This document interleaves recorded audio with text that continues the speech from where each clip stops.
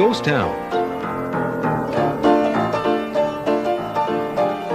Share the adventures of our early pioneers as we explore the development of the Pacific Northwest and beyond. With your host, Mike Roberts, and historian Bill Barlee.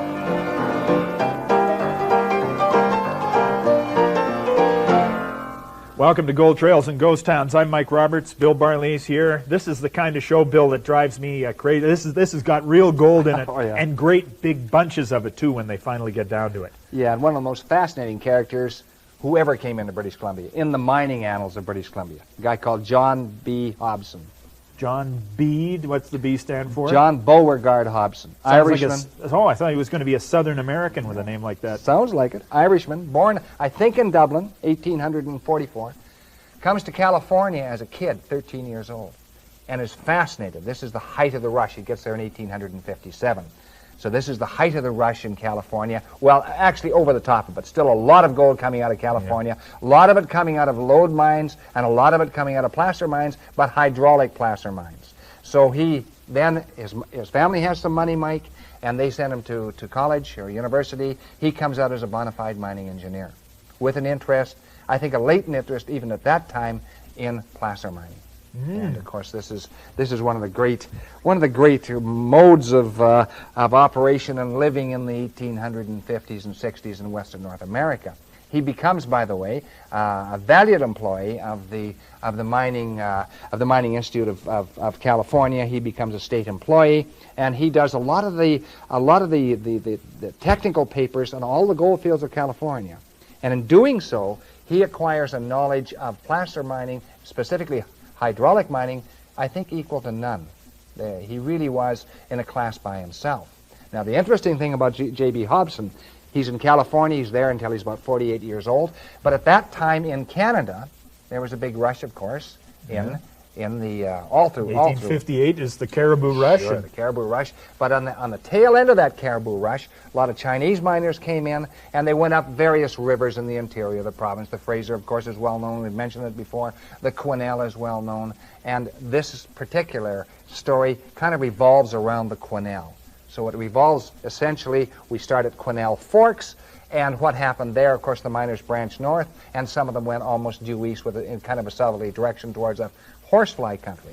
And in doing so, they discovered a lot of coarse gold on the Quesnel River. In fact, there was an English firm that came in on the Quesnel River called the Golden River Quesnel Company, which was really rather interesting. They blocked off the whole river, and I alluded to it very briefly once before, some years ago, Mike. And they went in and mined 8,000 ounces on a place called Big Wheel Flat, not knowing that the Chinese had cleaned most of this river out before, because the Chinese were excellent miners. Yeah. And this leads really back to what we're doing in Canada. In going over that river, they came across a number of bars on the river that were very, very rich. And some of these bars had a different type of gold on them, different than they were getting in the ordinary run of gold on the river. So they would look different to the schooled eye. This is sure. One color, this is another. Sure. An experienced miner would say, look, this doesn't come from the river. So then they start looking up the banks of the river, and they always look for a gully or a gulch. And in several places, Rose's Gulch was an example on the north side of the river. On the south side of the river, there was Blackjack Gulch, and there were a number of other gulches. There was Blackjack Gulch and Dancing Bill's Gulch, and those are probably two of the major ones. Now, Dancing Bill's Gulch was probably named after a guy called Dancing Bill Latham. Blackjack, there were all sorts of blackjacks in the Cariboo. Can't tell who it was named after. So they follow these up, but they don't get gold that they like. But behind them comes the Chinese. And the Chinese, they look very carefully, excellent miners, Mike, and they discover a place in Blackjack Gulch between Blackjack Gulch and Dancing Bill's Gulch, which they call the China Pit. And they put in a little hydraulic operation, which is kind of a nozzle with a monitor on it, and they start picking up some very, very good gold, fine gold, Mike. Well, the CPR is sitting up in Canada, the barons of the CPR. They've just made an awful lot of money. They're independently wealthy, each one of them, and they're sitting back, they're looking for places to put their money. Where are they going to park their money? They hear about the Cariboo. Somebody tells them about Dancing Bill's Gulch and Blackjack Gulch, and they decide that they're going to put some money in there. So they buy the ground off the Chinese and buy a whole bunch of claims in that area. But the CPR the moguls of the CPR are not really very familiar with They're placer not gold mining. miners. That's right. They aren't gold miners. So they say, who can we get? Who's the best gold miner around? Well, the word drifts in. There's a guy called J.B. Hobson in California, knows all about gold mining, knows all about hydraulicking. So they get in touch with J.B. Hobson in 1892. He is now 48 years old. He is in California, well employed, but they make such an attractive offer that he comes into Canada. And he comes into Canada, he comes into the Cariboo district, probably up from a 150-mile house, gets in there, looks at this ground, and falls in love with it. Now that's a mistake, Mike. You never fall in love with gold ground. It doesn't, it's unrequited love, I That's take right. it. You have to be very, very, very careful indeed that you don't fall in love with the ground. But he did fall in love with the ground. And he did a lot of mathematical calculations. And he came to the conclusion, Mike, that there would be $100 million in gold in that ground. Now, the ground was from 400 feet to 600 feet above the river. So you got a huge depth to get to bedrock. So he assumed also that the gold would probably get richer, as is the usual rule of thumb in placer mining. It usually gets richer as you go to bedrock. Didn't happen to be the case there, but he thought it would be, so he comes up with a figure of $100 million. This is pretty attractive. Now, that's at $20 an ounce, Mike. Yeah. So here's a picture, by the way, of J.B. Hobson, very, very soon after he got into the Cariboo. He's about 52 years old looks here. older. Gosh, he does look older, yeah. Well, mining can be hard on people, okay? And I think it was hard on him. So this is taken about, actually, 1896, so he'd been in there about 4 years. And so he gets in there, and the first thing he has to do is he has to start putting a network of creeks together, okay? Let's take a break here, because we've got some friends. You've never seen this black-green plumbing around here before, and we're going to introduce you to the technology of hydraulicking when we come back from this break. Don't go away.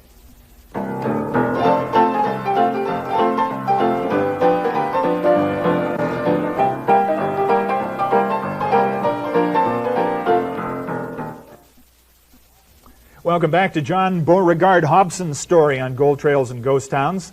We've been talking about the process for hydraulicking requires something hydraulic, water.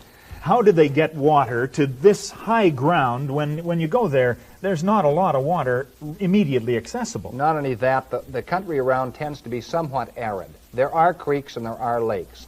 So Hobson, being a very, very logical man, said, okay, where are the best lakes? Where are the best creeks that we can draw from to feed water into the hydraulic operation on the Bullion Pit? How far afield did he go to find them? 15 to 20 miles. This was no small operation. This is a huge operation. He had literally hundreds of men working on it. It starts at one of the major reservoirs, which is Pauley Lake.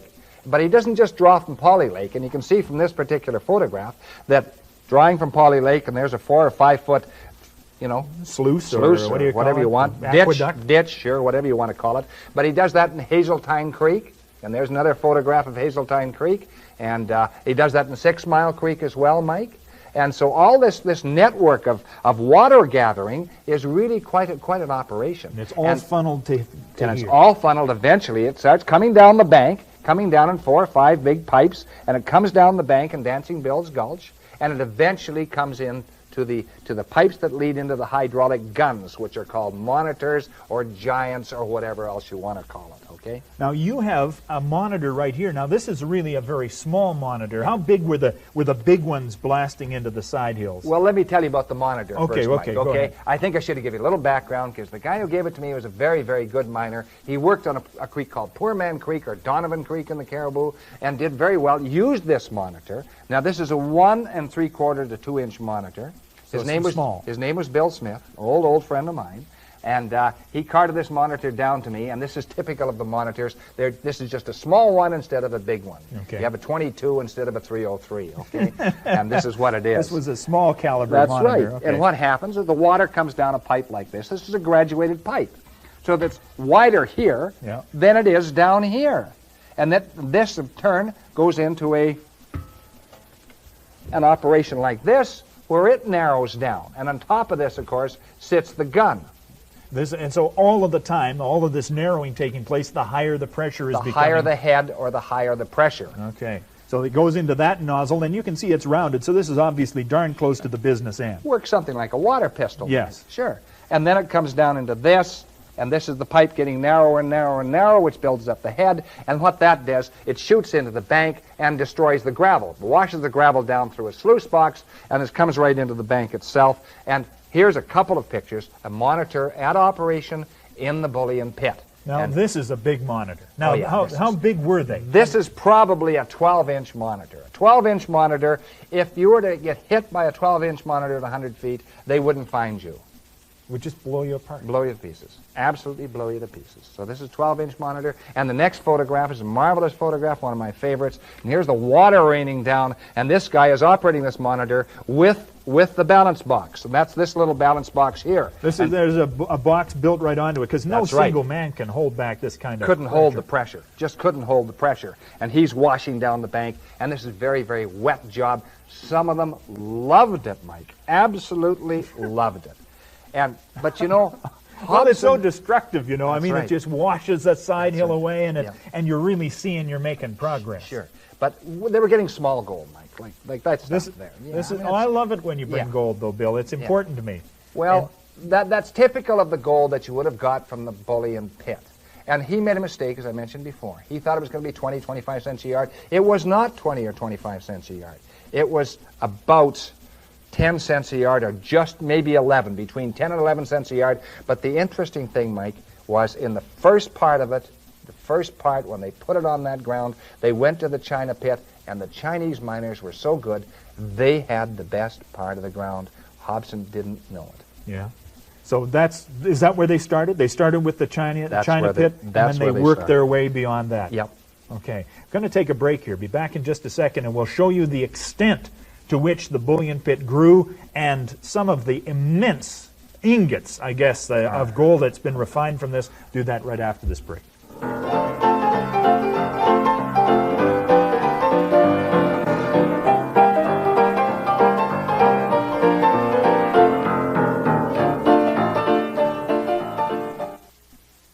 Welcome back to Gold Trails and Ghost Towns. Mike Roberts and Bill Barley, and we're talking about the Bullion Pit and John Beauregard Hobson and all of the wealth. About how long did it take him to get all of the network of water in place before he began producing? Just over 2 years. So 1893, 1894, he's building up the water network. He gets it already. Starts piping in 1895 and does very well, Mike. Here's an example of some of the gold that he got out in 1895. Here are a couple of guards standing there. They're looking at these. These are dory bars. You know, this is how it comes out. What is a dory bar? Well, it's probably 97% pure, 96% pure. It has to be refined. And what they did now, they were afraid of people marching in.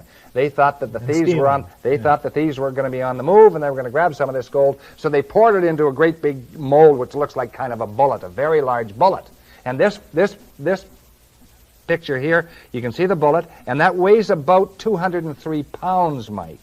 So that's a lot. That's a lot of gold. You don't put that across your horse's back. And, of course not. Of course and not. a horse would like to have them balanced, so you'd have to have another 200-pounder on the other side. And the CPR was looking for 400 pounds next year, and 500. But actually, they did quite well. 1895, 1896, 1897, 98, 99, right up to 1900, except for the years where they were short of water, despite their system of their water network system. And 1900 was their banner year. But after 1900, because of weather conditions, because of a low snowpack and so on, it starts to go down very rapidly. Production. That's right. But to get more water, he has to pour more money into the ground. It isn't his money, it's CPR money.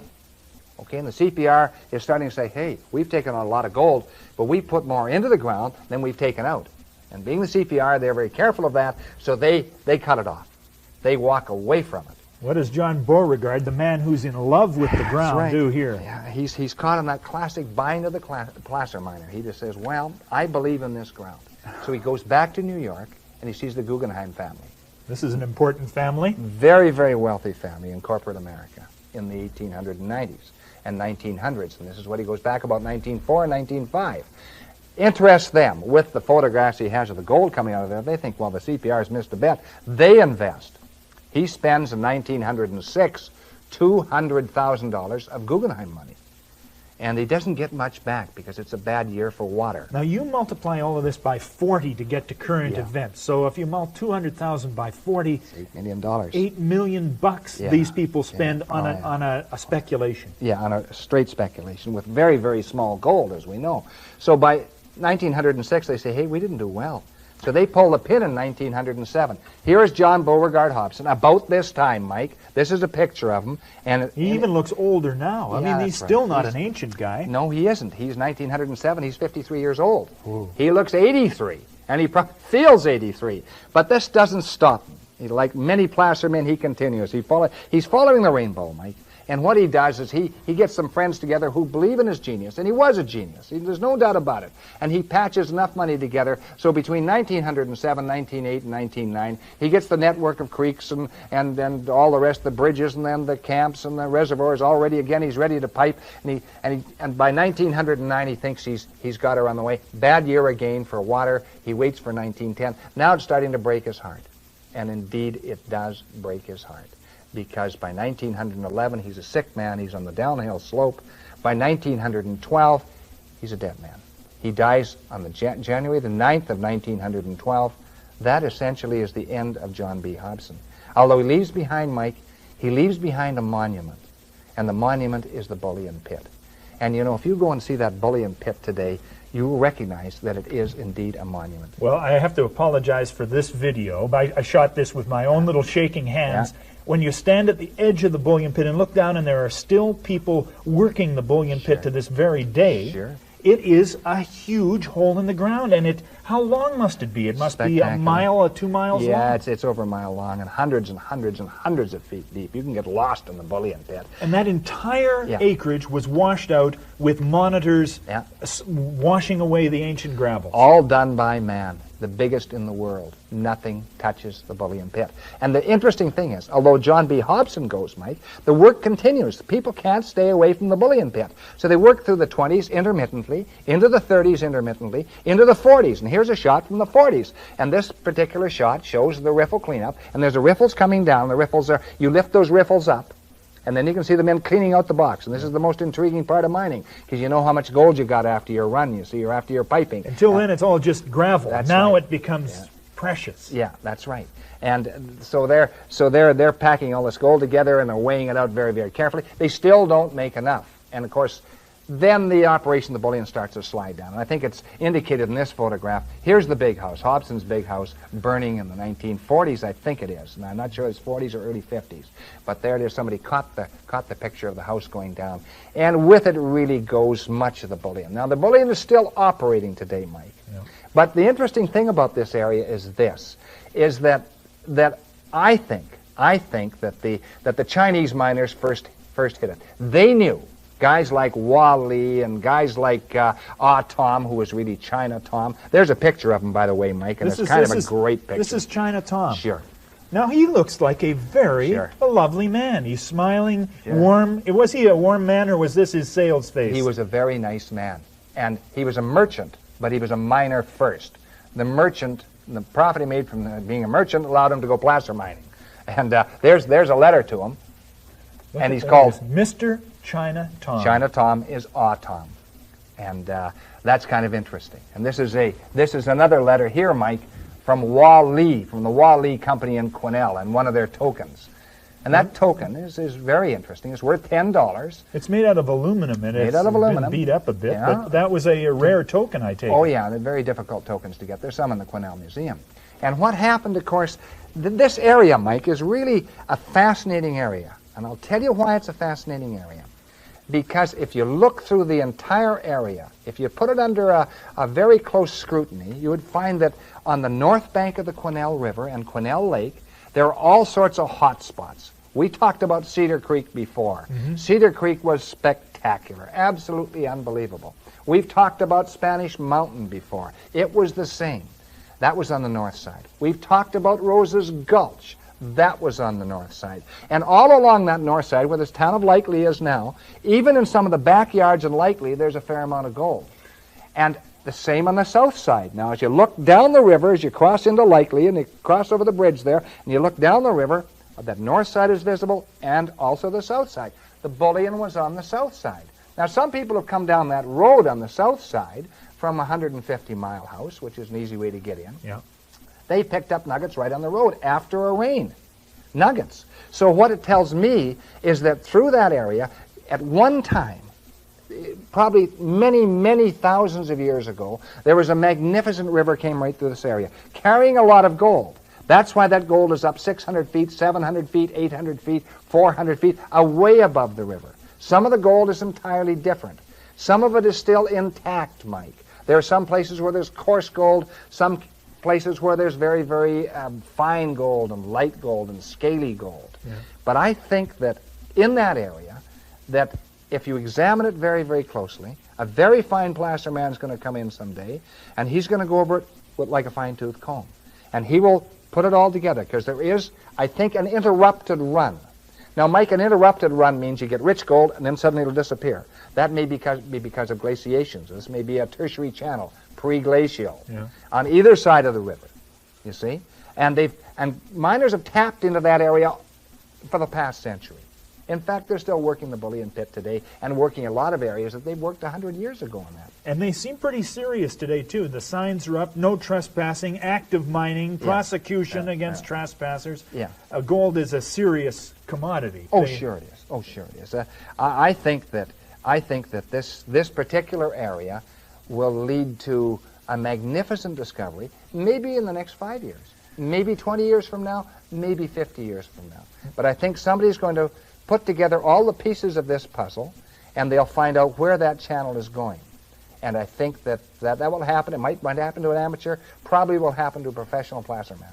Now, you couldn't go in there at this stage of our civilization and use monitors the way these guys did. I mean, that's a pollution disaster, I guess. Of course you could. But this would be open pit mining of an immense nature. Oh, sure it would. Well, it would have to be open pit, and it would have to be probably, the values might vary from a couple of dollars a yard, Mike, right up to $1,000 a yard. I mean, the Cedar Creek was over $1,000 a yard.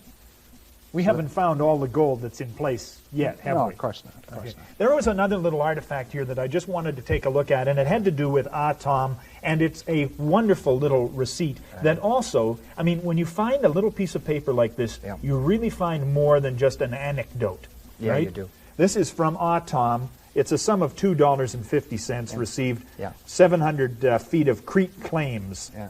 But included on this is a list of all of his relatives. That's right. Where did you find this? Well, actually, I purchased that many, many years ago, and got it from a woman called Winifred Nielsen, who gave me some marvelous, marvelous material. I purchased some items from her, and she thought I was very fair in my price, and she gave me this amongst about 300 other pieces of very, very important material. Now, lim, lung, dak, kun, I can't quite read that one, and funak. Funak is a cousin. The others are that is the surname comes first in Chinese. Barley, Bill. Roberts, Mike. Okay, that's how you'd be referred to. And this is from 1897. 1897, practically 100 years ago. Thank you, Bill. You're that welcome. is the Bullion Pit, a fascinating story. We'll see you next time on Gold Trails.